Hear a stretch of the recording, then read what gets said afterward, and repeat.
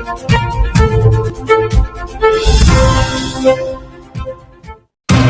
day, I'm Kareel reporting live here on Breaking Nature News. Today, top story, trouble of water, the oil spill disaster. An oil spill happened in the near coast of Mindoro on February 28, 2023. Thousands of barrels of oils are leaking into the ocean, causing big problems into the sea, air, and animals. We'll talk about how this is hurting the nature and how the people are going to fix it. Stay with us for the full story here on BNN. We're witnessing heartbreaking scenes in our oceans. Marine life is in crisis. Fish, turtles, and crabs are dying from exposure to oil-contaminated waters. Seabirds are struggling to survive, their feathers soaked in oil, leaving them unable to fly. Vital marine habitats like seagrass, crabs, and mangrove forests are being destroyed, stripping countless small sea creatures of their shelter.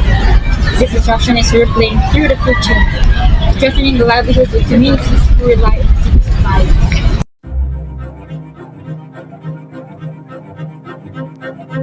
We've been using our planet's rivers, lakes, and oceans to ship crude oil from place to place since the beginning of oil.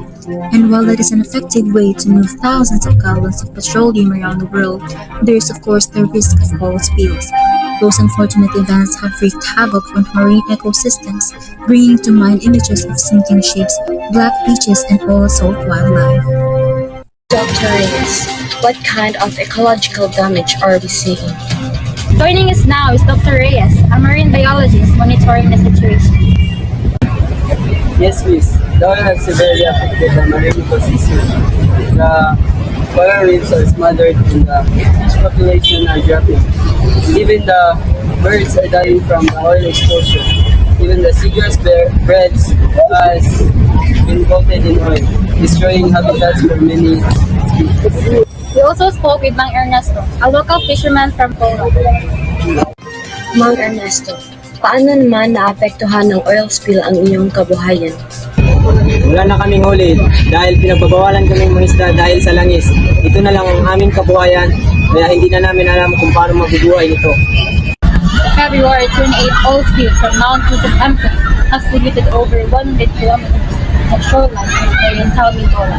Coral reefs and seagrass beds are smothered, waters are unsafe, and fishing bans have left families without income. Ang pagtagas ng langis ay patuloy na nagdudulot ng pinsala sa kalidad ng pangingisda sa Pilipinas. Isang tanker nga ang lumubog sa timog ng kabisera ng Pilipinas noong Pebrero. Sa mga katubigan na kilala sa pagkakaroon ng ilan sa mga pinakadibersong buhay dagat sa buong mundo, ang barko ay patuloy pa rin tumutulog na may higit sa kalahating langis na nailabas na naikalat. Ang putik ay umabot na sa mga lugar na daang-daang kilometro ang layo mula sa lugar kung saan lumubog ang tanker.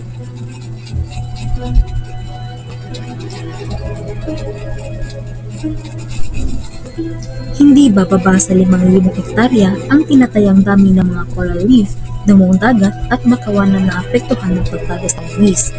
Ang pagbabawal sa pangingisda sa rehiyon ay nananatiling ipinatutupad ng walang takdang panahon. Libo-libong mangingisdang Pilipino ang nawalan ng kanilang pangunahing pinagkukunan ng kita tulad na lamang yung mga ministro.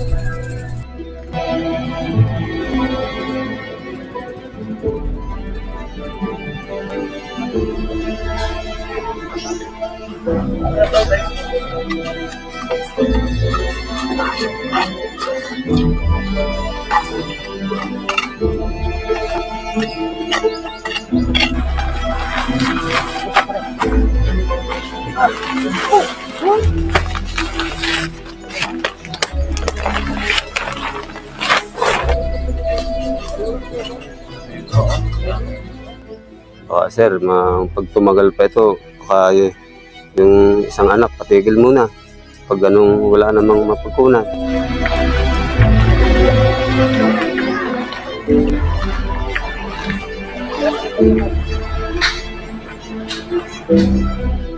Yung saging naman po dito, binagyo, wala din mga bunga lahat. Ang niyog naman po, lang, every 2 months. Ang kailangan po dito yung tao, pinansyal.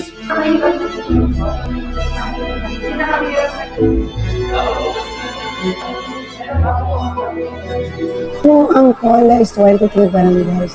Sa 23 barangays, we have 11 barangays ay shoreline. And yung shoreline na yun, halos lahat ng nakatira doon ay fisher folks. Lahat halos doon ay umaasa sa karagatan.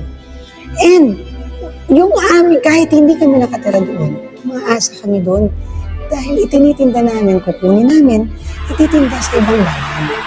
So, bakit ganun kalaki ang sama ng loob ko? Kasi wala yung hanap buhay nila everyday. Paano ko sila pakakainin? Here on the shore, the damage is visible and intense. Thick black oil is coating the beaches. Staining the sun and rocks. It's not just an eyesore, it's a serious environmental hazard. Coastal vegetation is suffering as the oil seeps into the soil, damaging plant roots and disrupting the ecosystem. Clean-up crews face an uphill battle. Oil clings stubbornly to rocky areas and sink deep into sandy ground. Restoring these beaches to their original state will take months, if not years, of determined effort. May tinanong nga din tayo, no, yung isa sa mga residente dito sa Nawan Oriental Mindoro. Nay, ano yung pakiramdam nyo nang nalaman nyo ganito ang nangyayari sa bayan nyo? Yung mga anak ko, nagkakasakit na. Sabi ng health center dahil doon sa amoy ng langis. Pero doon kami kumukuha ng pagkain. Nalulungkot ako kasi sira na ang dagat namin. Dati malinis at marami ito ng mga isda. Gusto ko sana maging isda gaya ng tatay ko. Pero paano na yun kung ganito na ang dagat? Oil spills not just affect the ocean and marine life, but it also impact the atmosphere.